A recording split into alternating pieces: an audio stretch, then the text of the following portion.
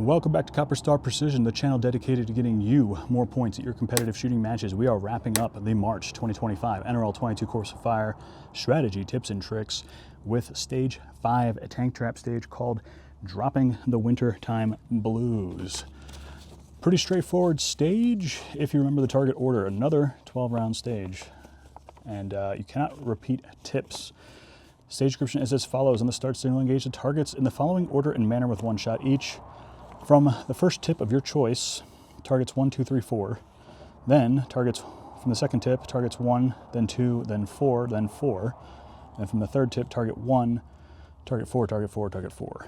So I don't necessarily think time is going to be an issue here, especially since the last string of 4 shots is 3 on the same target, so you're not like transitioning between targets. And even the first string of 4, 3 of the targets are the same KOL rack. The challenge here is going to get being stable enough to hit 3 of the 4 targets on the KYL rack at 55 yards. So a little bit spicy. There is a typo here in the target sizes that I'll put up here. Looks like they flipped the order. A 1 inch at 55 yards is not 3/10 of a mil wide. That is the 1/2 inch. But anyway, so hopefully they didn't mess up the target order in the description. I don't imagine they would have us engaging the 1/4 inch target every single time, but who knows? So a little bit of a typo there, not sure exactly what they're going to do, but we're going to do it as written.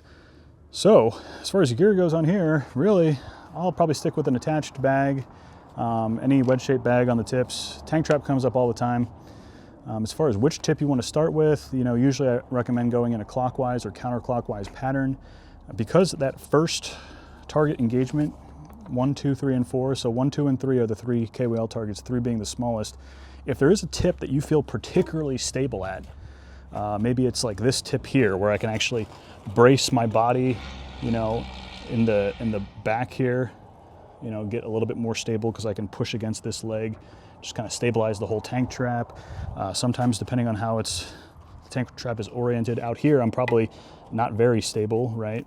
But if there's a position where the tank trap is more like this and I can press my body or use my elbow here to stabilize the butt of the rifle instead of trying to float out in space, stabilizing it this way, something like this, maybe that's the position I want to choose first, because that's where we are engaging that 1/2 inch on the KYL rack. So kind of depends on how the tank trap is oriented for you to decide which is the most stable position, but you want to do that as your first tip. I had someone ask me in the comments of one of my videos, is the tank trap dimensions and position dictated anywhere in the Course of Fire? Sometimes it is. Sometimes it says you have to keep one leg pointing directly backwards, but there's really no standard on tank trap dimensions or position. So it's up to the mercy of the match director, and usually it's the case that if you're a right-handed shooter, which I think most people are in the US, usually it's set up for right-handed shooters. So if you're a lefty, as well as not having very many choices for actions in left hand, you also get screwed on tank trap stages because they're usually set up for right-handed shooters. That being said, let's take a look at what this looks like in practice. Again, we are going to keep the bipod on for balance. I have an attached bag. And let's see if I remember the target order. My holdover for the far target is 1.5. Timer goes off. I am going to try this position first. See if I can get my body pressed in here, get the tank trap a little less wobbly. And we are dialed for 55 yards, which is 1/10. And that's 1, 2, oh, that's tiny, 3, and holding over 1.5.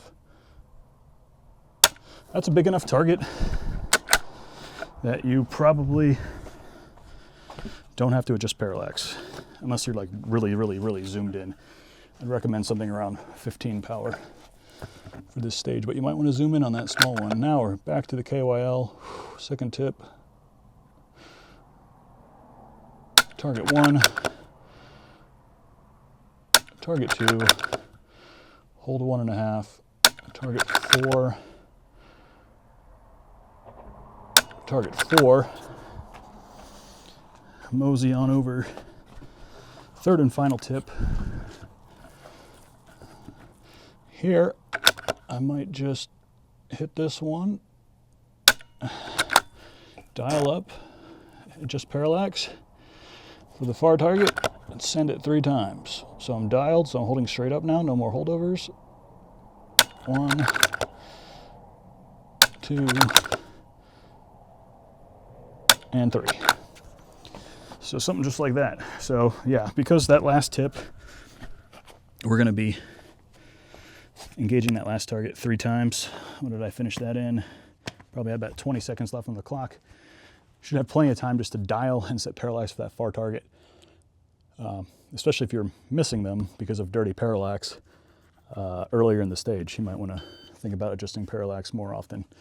But it's only 3 positions. I think really position 1 is going to be the challenge with that really tiny 1/2 inch at 55 yards. But other than that, relatively straightforward stage. Obviously, another 12-round stage. We had 4 12-round stages this month.